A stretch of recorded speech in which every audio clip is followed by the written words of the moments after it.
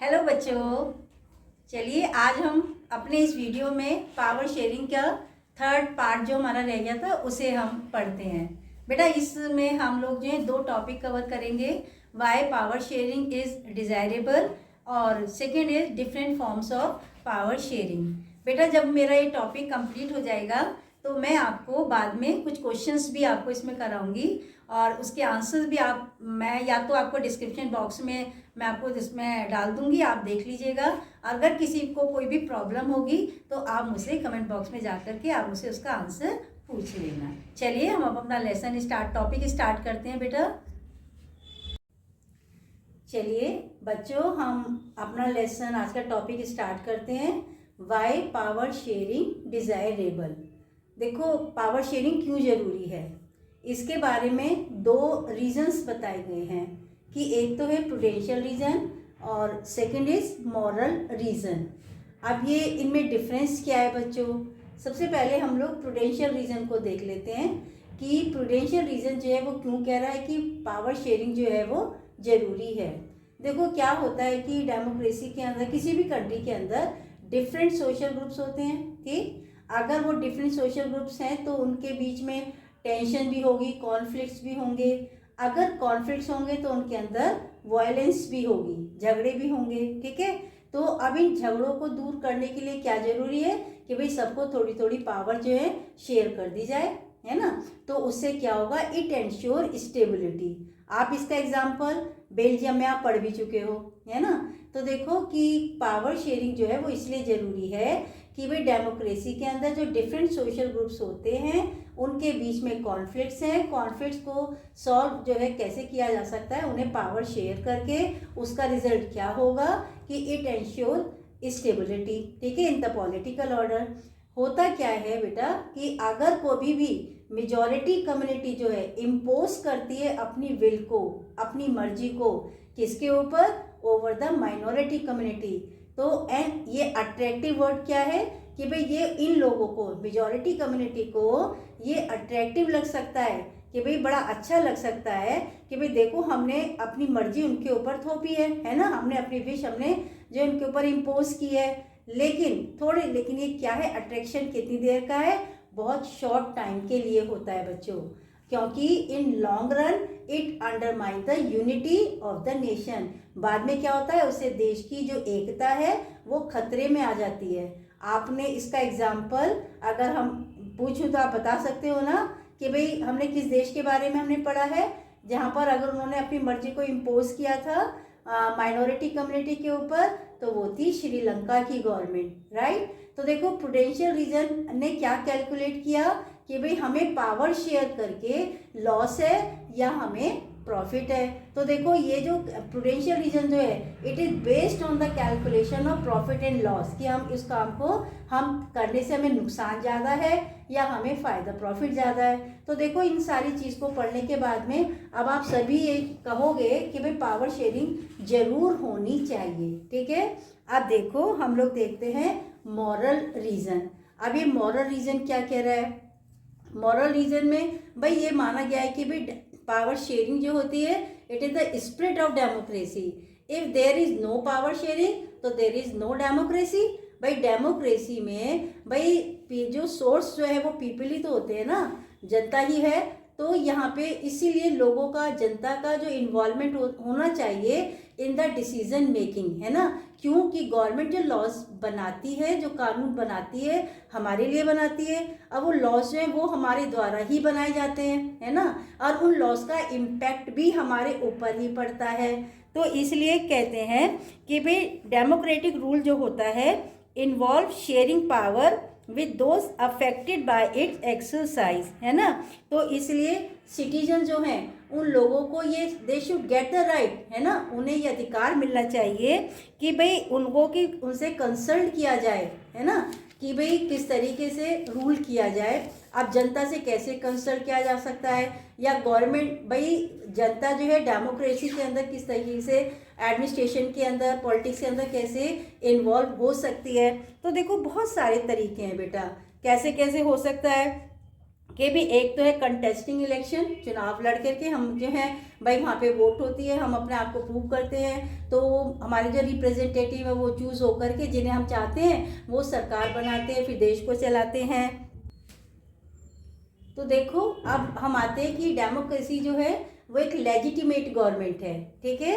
अब ये legitimate government कैसे है, तो देखो लेजिटिमेट गवर्नमेंट क्या होती है कि where the citizens through participation acquire a stake in this system.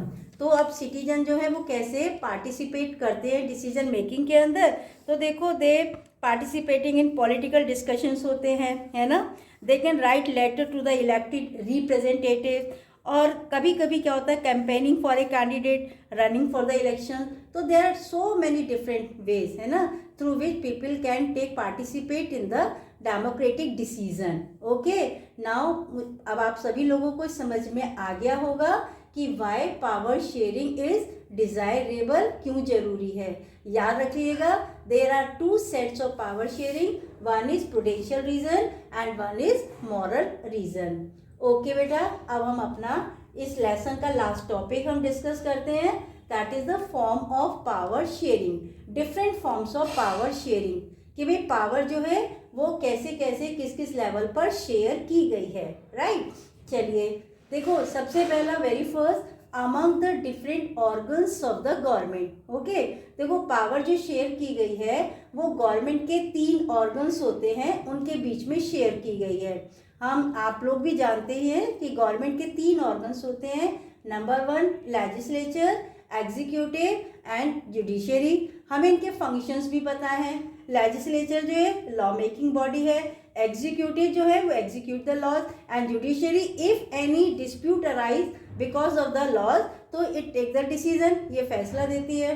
तो ये जो तीनों ऑर्गन्स जो हैं, legislature, executive and the judiciary, ठीक है, they are place at the same level. ना तो ये इससे कहेगा मैं तुझसे बड़ा हूँ, मेरे पास तेरे से ज़्यादा अधिकार है, ना ये इससे कहेगी, जुडिशरी एग्जीक्यूटिव से कहेगी। तीनों ऑर्गन जो हैं, all the 3 organs are place at the same level और they have the equal power. तो उसे हम इसलिए हम इसको एक नाम और देते हैं, और वो है horizontal distribution of power, right. तो देखो अब यहाँ पे क्योंकि तीनों ऑर्गन जो है, नन ऑर्गन जो है यूज अनलिमिटेड पावर, कोई किसी के पास में अनलिमिटेड पावर नहीं है और कोई किसी के अंडर में भी नहीं है। तो देखो यहाँ पर क्या है, एक बैलेंस ऑफ पावर जो है वो बना रहता है ना, क्योंकि none organ use unlimited power. तो ये अब ये बात कैसे हम कह सकते हैं, because each organ check the functioning of other organ, है ना। तो यहाँ पे ये चेक एंड बैलेंस सिस्टम जो है वो वर्क करता है। अब देखिए कि भाई ये कैसे चेक एंड बैलेंस जो है वो कैसे वर्क कर रहा है, ठीक है। चेक एंड बैलेंस सिस्टम जो है ये अगर हम देखें कि जो जजेस जो होते हैं, है ना, कि they are appointed by the executive जो जजेस को अपॉइंट कर रहा है। तो लेकिन अब जब ये जजेस अपॉइंट हो गए तो they can check the functioning of executive और law made by the legislature, ठीक है। तो ये कहीं ना कहीं तीनों ऑर्गन जो है एक दूसरे की पावर को चेक करते रहते हैं, तो इसे हम चेक एंड बैलेंस सिस्टम कहते हैं। Okay, now second is government at the different level, है ना। देखो डिफरेंट लेवल, एक तो सेंट्रल गवर्नमेंट हो गई, है ना, हाई लेवल पर, फिर स्टेट लेवल पर स्टेट गवर्नमेंट हो गई और लोकल लेवल पर लोकल गवर्नमेंट हो गई। तो यहाँ हम देखें, यहाँ भी पावर का डिस्ट्रीब्यूशन है कि सेंट्रल गवर्नमेंट के पास में जो टॉपिक्स हैं वो नेशनल इम्पोर्टेंस के हैं, स्टेट के पास में जो टॉपिक्स हैं वो सारे स्टेट की इम्पोर्टेंस के हैं, और लोकल ने फिर कुछ पावर जो है वो लोकल एरियाज़ की इनके पास में हैंड ओवर कर दी गई हैं। तो यहाँ पर आप देखिए क्या हो रहा है, सेंटर से स्टेट और स्टेट से लोकल को, है ना, ऊपर से नीचे की तरफ पावर शेयर की जा रही है। तो इसे हम क्या कहते हैं, vertical division of power. Generally बच्चे जो कंफ्यूज होते हैं, है ना, हॉरिजॉन्टल और वर्टिकल डिवीजन ऑफ पावर में, तो याद रख लीजिएगा हॉरिजॉन्टल क्या है, पावर शेयर की गई है among the different organs of the government, and vertical division of power is जब when the power distributed from higher level to the lower level. अब देखिए नेक्स्ट हम आते हैं अमंग डिफरेंट सोशल ग्रुप, ठीक, कि पावर जो है वो डिफरेंट सोशल ग्रुप के बीच में भी शेयर की गई है। और ये अगर मैं आपको बताऊं, मैंने आपको अपनी फर्स्ट वीडियो में आपको बताया था कि बेल्जियम की अकोमोडेशन पॉलिसी बेटा हम लोगों ने पढ़ी थी। वहाँ हमने देखा था एक कम्युनिटी गवर्नमेंट के बारे में हमने पढ़ा था। थोड़ा सा रिमाइंड करा देती हूँ कि भाई ये कम्युनिटी गवर्नमेंट क्या थी कि जहाँ पे हर लिंग्विस्टिक ग्रुप जो है वो अपनी, चाहे वो बेल्जियम में कहीं भी रहते थे, वो अपनी गवर्नमेंट फॉर्म कर रहे थे, ठीक है। और वो उनका फंक्शन क्या था, वो केवल अपनी कल्चर, अपनी लैंग्वेज को जो है प्रोटेक्ट कर रहे थे, तो उसके लिए काम कर रहे थे। तो यहाँ पर कम्युनिटी गवर्नमेंट जो है पावर शेयरिंग का अमंग द सोशल ग्रुप का ये बेस्ट एग्जाम्पल है, ठीक है।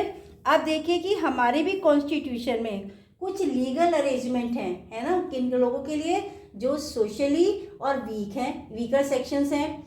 जो हमारे समाज में सोशली वीकर सेक्शंस हैं उनके लिए हमारे कॉन्स्टिट्यूशन में कुछ उनके लिए लीगल अरेंजमेंट किए गए हैं।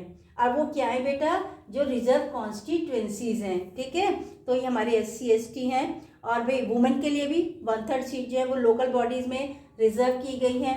अब बात ये है वाई दी, भाई ये उनको जो ये सोशल ग्रुप को पावर क्यों दी गई है ना, रिजर्व कॉन्स्टिट्यूएंसी क्यों बनाई गई है, उनको क्यों दी गई है। तो उन्हें भी to give them space in the government, सरकार में उनको, गवर्नमेंट में उनको स्पेस देना था, एडमिनिस्ट्रेशन में देना था। अगर नहीं देते तो देखो क्या होता कि भाई ये अपने आप को बड़ा एलिनेटेड फील करते, तो क्या होता कि भाई रियल सेंस में हमारी डेमोक्रेसी जो है वो थोड़ा लेस डेमोक्रेटिक बन जाती। तो डेमोक्रेसी में तो सबको इक्वल अपॉर्चुनिटी मिलनी चाहिए, ठीक। उसके बाद देखिए फोर्थ है कि पावर जो है वो different political parties, pressure group और मूवमेंट ग्रुप के बीच में भी शेयर की गई है, ठीक है। अब हम ये देखें कि भाई यहाँ पे पावर जो है वो कैसे शेयर की गई है, डिफरेंट पॉलिटिकल पार्टीज के बीच में और ये प्रेशर ग्रुप के बीच में। तो देखो डेमोक्रेसी में जो सिटीजन जो हैं they must have the freedom to choose among various contenders for power. कैसे चूज करते हैं आपको पता ही है, इलेक्शंस होते हैं, सभी पार्टीज अपने अपने कैंडिडेट को इलेक्शन में खड़ा करती हैं, फिर जनता उन्हें वोट देती है और हम अपने रिप्रेजेंटेटिव को जो है वहाँ से कंपटीशन होता है उन लोगों के बीच में और हम उन्हें चूज करते हैं। तो देखो ये जो कंपटीशन होता है ना, अलग अलग पार्टीज के बीच में जो अपने कैंडिडेट को इलेक्शंस में कंटेस्ट करने के लिए खड़ा करती हैं, तो वो इस चीज़ को एक एंश्योर कर देता है कि पावर जो है will not remain in one hand, है ना। अगर आप जनता, भाई देखो कि पावर जो है वो यूजुअली चेंज होती रहती है एक पार्टी से दूसरी पार्टी के हाथ में, है ना, वो तो उसकी परफॉर्मेंस के ऊपर डिपेंड करता है। तो कंपटीशन ने भाई इस चीज़ को एंश्योर कर दिया कि पावर जो है वो किसी भी वन पार्टी के पास में नहीं रहेगी। कभी कभी समटाइम्स व्हाट हैपन कि डिफरेंट पॉलिटिकल पार्टी जो हैं दे फॉर्म अलायंस, है ना, वो अलायंस बना लेते हैं। क्यों बना लेते हैं, टू कंटेस्ट द इलेक्शन, है ना। तो यहाँ भी देखिए जब 2-3 पार्टी आपस में मिलकर के उन्होंने अलायंस बनाया तो यहाँ भी पावर शेयर हो गई। फिर लास्ट में हम देखें कि ये इलेक्शन लड़ने के पर्पज से, ठीक है। अब आप ये वर्ड ध्यान रखिएगा, अलायंस बना to contest the election, for the purpose to contest election. फिर उसके बाद देखिए कोलिशन, जब कोई सिंगल पार्टी भाई नहीं है इस पोजीशन में कि कैन फॉर्म द गवर्नमेंट, तो कोलिशन गवर्नमेंट फॉर्म होती हैं। कोलिशन में क्या, डिफरेंट पॉलिटिकल पार्टीज जो हैं दे फॉर्म द गवर्नमेंट। तो as much as more party will join their hand to form the government, तो as much as more power share, उतनी ज़्यादा पावर जो है वो शेयर हो जाती है। और इसके अलावा देखो हमारी डेमोक्रेसी के अंदर डिफरेंट प्रेशर ग्रुप्स भी होते हैं, है ना। अब ये प्रेशर ग्रुप्स कौन से होते हैं, देखो जो डिफरेंट ऑक्यूपेशंस के लोग होते हैं वो, जैसे अब इसमें यूनियंस होती हैं, फार्मर्स की हैं, ट्रेडर्स की हैं, बिजनेसमैन हैं, इंडस्ट्रीज हैं। तो देखो they also have a share in the governmental power, ठीक है। तो ये भी सरकार की एक्टिविटीज़ के अंदर पार्टिसिपेट करते हैं और यहाँ पे गवर्नमेंट कमेटी या bringing influence on the decision making process को ये इन्फ्लुएंस करती है गवर्नमेंट के। तो बेटा ये मेरा जो है पावर शेयरिंग लेसन कंप्लीट हो गया है और मैंने इसके डिस्क्रिप्शन बॉक्स में आप ज़रूर इसके क्वेश्चन आंसर चेक कर लीजिएगा। ओके, चलिए अब नेक्स्ट वीडियो में नए चैप्टर के साथ आपसे मिलूँगी।